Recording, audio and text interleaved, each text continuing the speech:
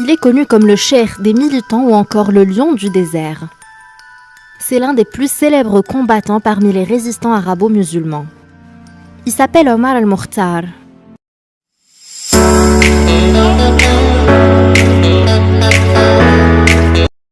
Le lion du désert, Omar Mukhtar.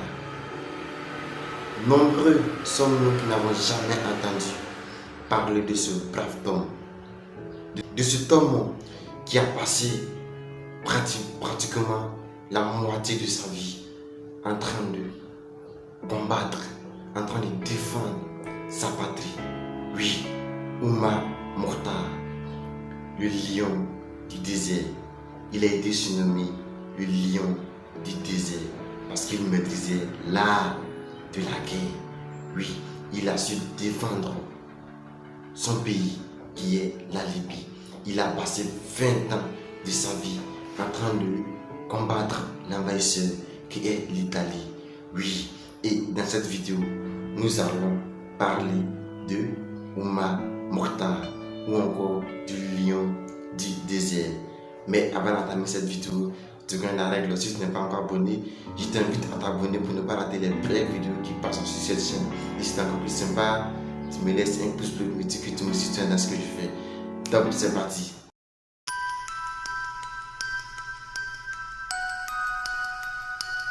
Il est connu comme le cheikh des militants ou encore le lion du désert. C'est l'un des plus célèbres combattants parmi les résistants arabo-musulmans. Il s'appelle Omar al-Mukhtar. Il est né en 1862 dans le village de Janzour, à l'est de la Libye. Omar al-Mukhtar a étudié la théologie musulmane et la jurisprudence, ainsi que les textes religieux. En 1897, il est nommé cheikh de la mosquée Al-Qusur. Le 29 septembre 1911, l'Italie déclare la guerre à l'Empire ottoman dont la Libye faisait partie. Omar al-Mukhtar s'empresse alors d'organiser un mouvement de résistance. Le mouvement révolutionnaire en Libye fut mené par le grand moudjahid Omar al-Mukhtar, le martyr des musulmans et des arabes, le héros de l'immortel Tripoli, issu de la famille Snoussi qui avait beaucoup d'influence spirituelle sur toute la région. C'était le lion du désert et le cheikh des moudjahidines.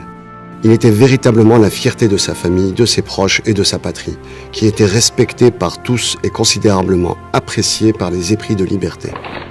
Omar al-Mukhtar a même été à la tête du Conseil suprême où il a dirigé les opérations des martyrs lors de nombreuses batailles contre l'occupation italienne. Il combattit les Italiens à l'âge de 53 ans pendant plus de 2 décennies. Il mourut en martyr à 73 ans parlant couramment l'arabe classique et l'italien. Ce guerrier a infligé de lourdes défaites aux envahisseurs, d'autant plus que ces hommes ont tué des centaines d'officiers et de soldats italiens. Son ennemi juré, le général Rodolfo Graziani, qui était commandant des forces italiennes en Afrique, lui témoigna de son savoir-faire militaire, sa grande capacité à adapter et changer ses stratégies, ainsi que son pouvoir de développer rapidement ses tactiques de combat. Graziani reconnut aussi à Omar al-Mukhtar sa ténacité à résister et à poursuivre les forces italiennes, mettant même en échec les opérations du général. Le 11 septembre 1931, les Italiens interpellent Omar al-Mukhtar. Omar al-Mukhtar fut l'objet d'une course-poursuite acharnée, jusqu'à son arrestation le 11 septembre 1931 sur son chemin vers Marsassus avec 50 autres moudjahidines. La nouvelle de son interpellation fut transmise au gouverneur général de Libye, Badoglio, qui était en Italie à ce moment-là. Il recommanda au ministère des colonies de le traduire en justice et de le condamner à mort. Graziani proposa à Omar al-Mukhtar une amnistie générale, en échange de sa signature d'un appel aux moudjahidines pour mettre fin au combat et se livrer, en déposant les armes auprès du gouvernement de l'occupation. Omar rejeta l'offre et expliqua que celle-ci ne satisfaisait pas sa conscience. Omar al-Mukhtar est ainsi condamné à mort. Avant son exécution, il s'adresse à l'agent italien chargé de l'enquête. Nous n'abandonnons pas, nous gagnons ou nous mourrons, ce n'est donc pas fini. Vous devrez vous battre contre la prochaine génération et les générations d'après. Quant à moi, j'aurai vécu plus longtemps que ne vivra mon bourreau. Le cheikh des militants est exécuté le 16 septembre 1931. La pendaison de Omar al-Mukhtar se tint le 16 septembre 1931 après un procès sommaire. Son bras droit, Youssouf Bourahil, mourut après lui en martyr, à l'image de tous les moudjahidines qui l'accompagnaient et dont les opérations constituèrent les derniers combats de libération.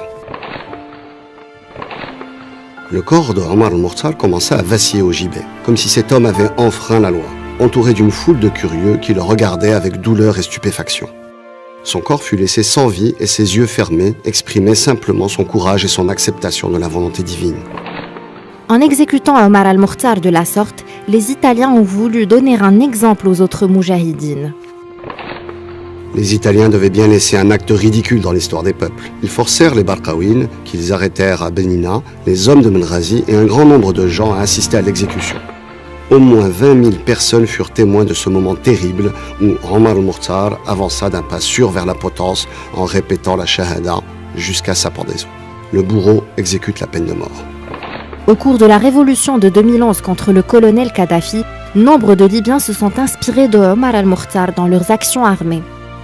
Des fractions ont porté son nom et à la chute du régime militaire, les symboles de l'étendard de ce résistant, une étoile et un croissant sur fond noir, ont été intégrés officiellement au drapeau de la Libye.